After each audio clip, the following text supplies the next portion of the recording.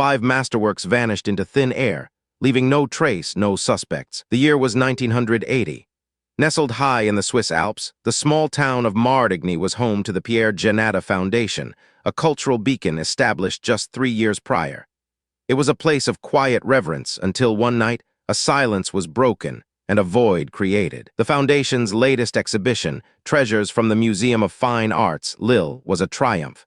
It showcased rare Impressionist and Post-Impressionist masterpieces, loaned from France, attracting visitors from across Europe. The security, it was believed, was impeccable. But at 3:14 a.m. on October 27th, the quiet was shattered. An alarm, triggered in the museum's East Wing, sent a jolt through the local police station. This wasn't a false alarm, this was the real thing.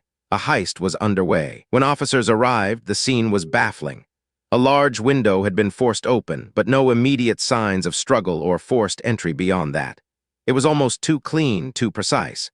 An air of calculated efficiency hung heavy. Inside, the worst was confirmed.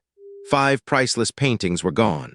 Among them, a still life by Paul Cézanne, a vibrant landscape by Claude Monet, a rare work by Vincent van Gogh, and pieces by Auguste Renoir and Edgar Degas. The collective value was estimated in the tens of millions of Swiss francs, even in 1980. Today, their worth would be staggering, placing this among the most significant art thefts in history, particularly for its time. Investigators quickly pieced together the sequence of events.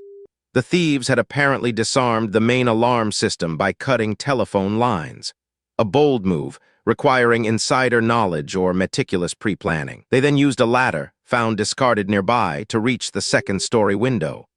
This suggested a small team, perhaps 2 or 3 individuals, working in concert, with a clear understanding of the building's layout. Once inside, they bypassed local alarm sensors on the individual paintings. This was the truly perplexing part.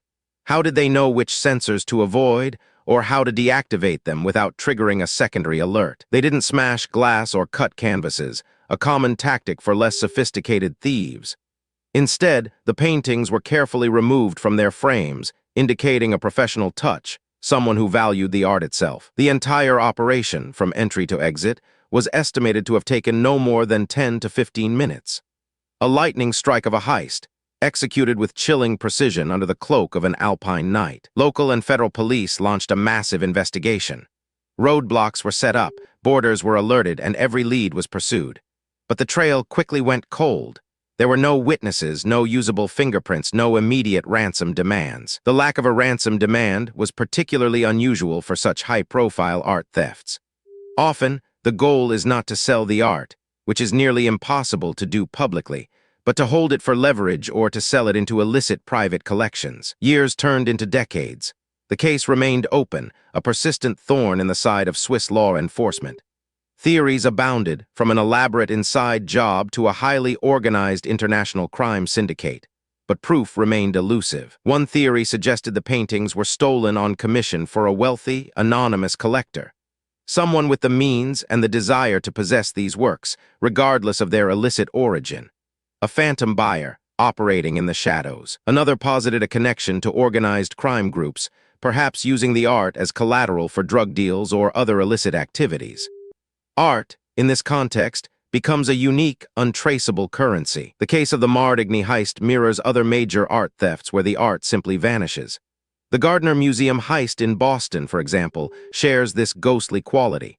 The objects are gone, but their absence speaks volumes. The emotional toll on the Pierre Giannata Foundation and the Museum of Fine Arts, Lille, was immense.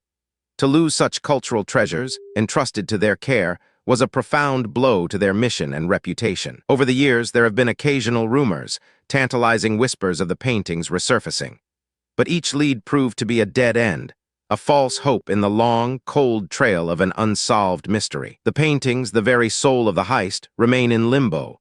They exist in photographs, in art history books, but their physical presence, their unique brushstrokes and textures are held captive somewhere by someone. The Martigny heist serves as a stark reminder of the vulnerability of even the most secured cultural institutions.